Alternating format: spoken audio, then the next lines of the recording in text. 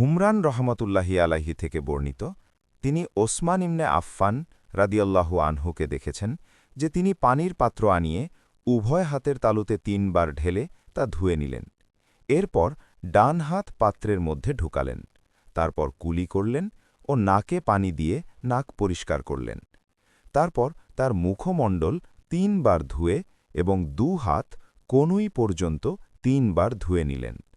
এরপর মাথা মসেহ করলেন। তারপর উভয় পা গিরা পর্যন্ত ৩ বার ধুয়ে নিলেন।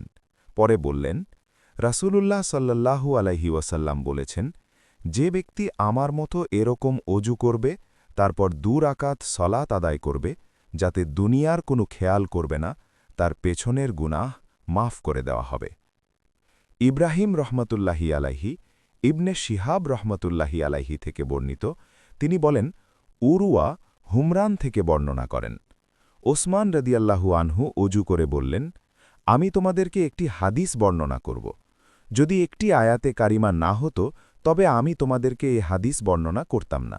আমি নবী সাল্লাল্লাহু আলাইহি ওয়াসাল্লামকে বলতে শুনেছি যে যে কোনো ব্যক্তি সুন্দর করে অজু করবে এবং সলাত আদায় করবে, পরের সলাত আদায় করা পর্যন্ত তার মধ্যবর্তী যত গুনাহ আছে সব মাফ করে দেওয়া হবে।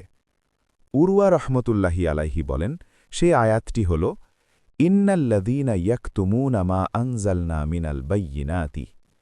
আমি যে সব স্পষ্ট নিদর্শন অবতীর্ণ করেছি তা যারা গোপন করে। সূরা আল বাকারা, আয়াত ২, ১৫৯। সহিহ বুখারী, হাদিস নম্বর ১৬১